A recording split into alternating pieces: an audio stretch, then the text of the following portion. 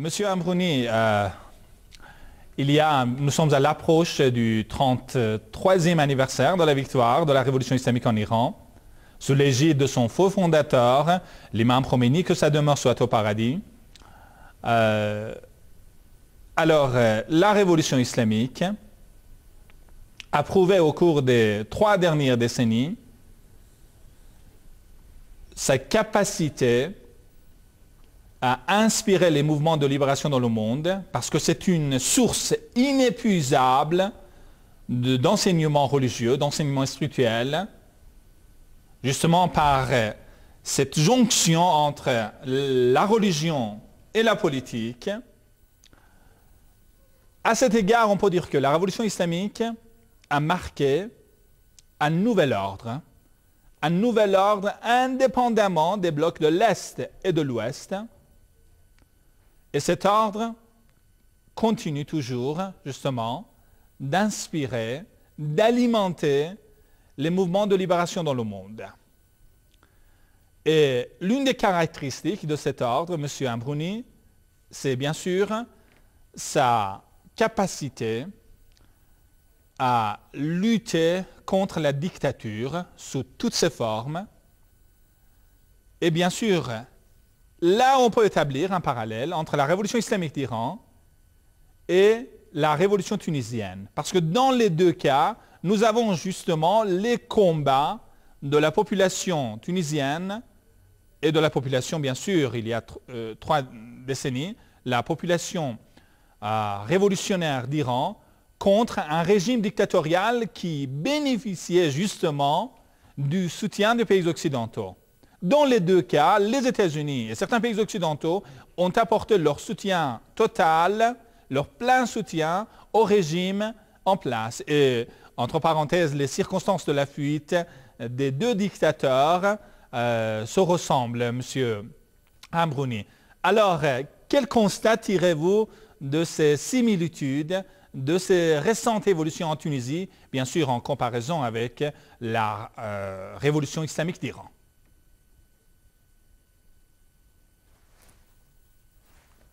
Oui, bismillah ar-Rahman ar-Rahim. Vous savez, la révolution tunisienne aujourd'hui, c'est la révolution des hommes et des femmes libres. C'est une révolution pour la dignité.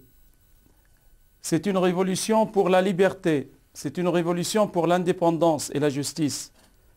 Et le soulèvement populaire tunisien ressemble énormément au soulèvement populaire islamique en Iran. Et ce qui est étonnant, on retrouve la même terminologie. C'est-à-dire, ça a commencé en octobre-novembre en 1978 en Iran, et en Tunisie, ça a commencé en novembre 2010. En janvier, le Shah d'Iran commence à tirer sur la foule, même avant. Il part, il laisse un gouvernement. On retrouve le même gouvernement Bakhtiar en Tunisie aujourd'hui. Et cette similitude entre la révolution iranienne islamique il y a 30 ans et la révolution populaire tunisienne réside dans le sens que ces deux peuples sont 2 peuples musulmans. Car l'islam est profondément dans la population depuis 1400 ans. La révolution islamique en Iran a montré au peuple de l'islam et à tous les opprimés que seule l'union des opprimés peut amener la justice. Et c'est ça la voix de l'imam Khomeini, paix à son âme. Car c'est la rencontre en Iran il y a 30 ans entre un homme et un peuple. Et dans le peuple iranien, on va trouver la jeunesse, on va trouver les femmes. Et aujourd'hui, la révolution tunisienne, qu'est-ce qu'on trouve? On trouve les femmes, on trouve la jeunesse et on trouve cette soif à la justice, cette soif à la liberté. Donc la révolution islamique d'Iran, elle a apporté il y a 30 ans et elle apporte toujours ce courage de la population, le fait que chaque fois qu'un peuple tient en main son indépendance, tient en main son identité nationale, il arrivera coûte que coûte, il arrivera à son indépendance. Et c'est ça, cette similitude entre la révolution iranienne et la révolution tunisienne aujourd'hui. Merci infiniment, M. Amrouni. M. Amrouni, les États occidentaux, dont les États-Unis, ne s'attendaient pas justement à cet éclatement de la révolution populaire et islamique en Tunisie. C'est pourquoi ils se sont trouvés en quelque sorte devant un fait accompli et par conséquent, ils cherchent à présent à canaliser en quelque sorte cette révolution, cette colère du peuple tunisien dans le cadre de leurs propres intérêts, M. Amrouni.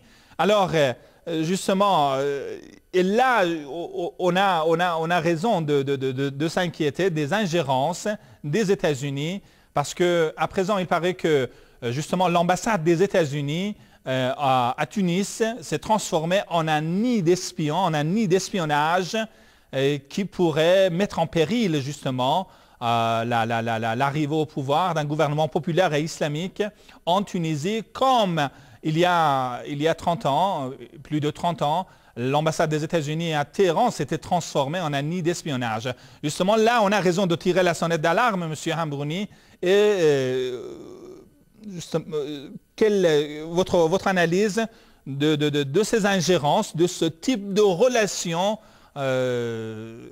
si on peut dire confidentielle, mais plutôt autoritaire et interventionniste des États-Unis dans les affaires de la Tunisie? Vous savez, ce qui est intéressant, c'est qu'on voit la même chose il y a 30 ans. Apparemment, les Américains et les Européens n'ont pas retenu la leçon. Est-ce qu'ils ont réussi en Iran? Non. Est-ce qu'ils ont réussi au Liban? Non. Est-ce qu'ils ont réussi en Irak? Non. La volonté populaire aujourd'hui tunisienne, c'est une volonté d'indépendance. Comme le peuple iranien a mis dehors les Américains, le peuple tunisien va mettre dehors les Américains et les Français. Et c'est ça, il faut faire confiance au peuple.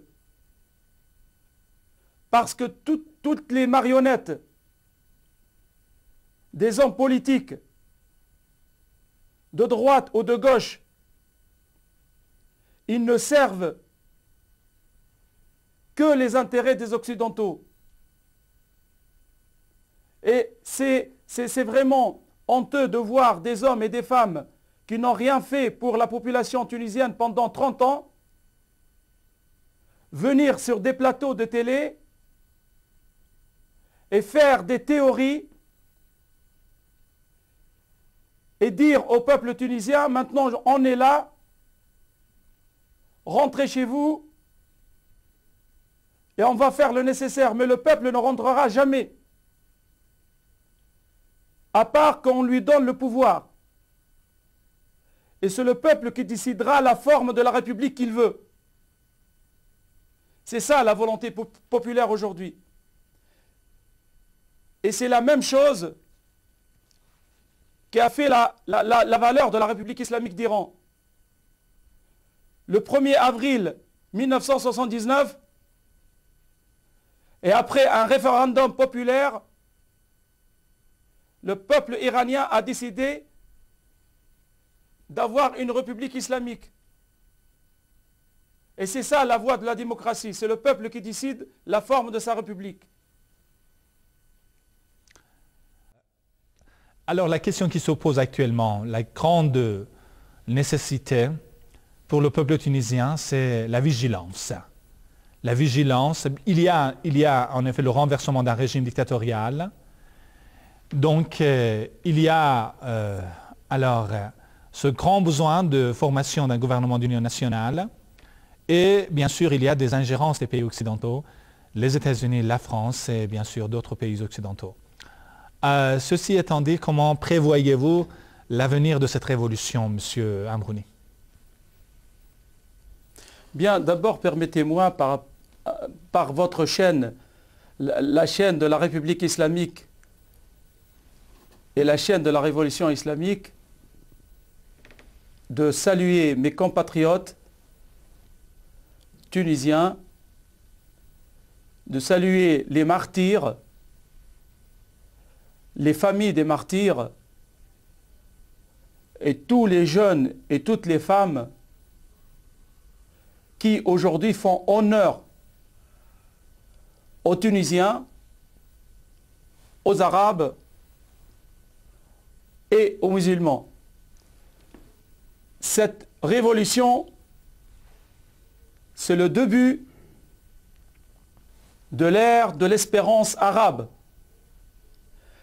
Car lorsque la révolution islamique en Iran, il y a 30 ans, est venue, elle n'avait aucun soutien. Le seul soutien viendra, il est venu du ciel. Par contre, aujourd'hui, la révolution tunisienne, elle sera soutenue par le peuple iranien, par le peuple turc, par la résistance libanaise. Et donc aujourd'hui, les Tunisiens ne sont pas seuls. Et cette révolution, elle ira jusqu'au bout. Et elle amènera l'indépendance, la justice et la démocratie.